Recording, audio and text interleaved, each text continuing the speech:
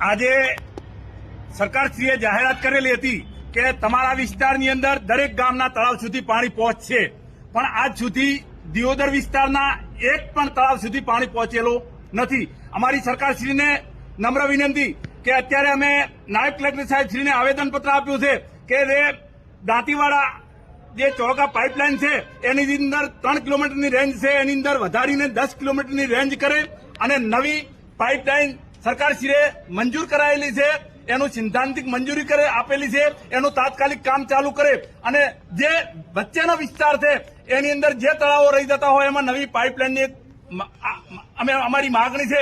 એટલે સરકારશ્રીને અમે કહેવા માંગીએ છીએ કે અમારા વિસ્તારની અંદર દરેક ગામના તળાવ સુધી પાણી પહોંચે એના માટે અમે રજૂઆત કરેલી છે.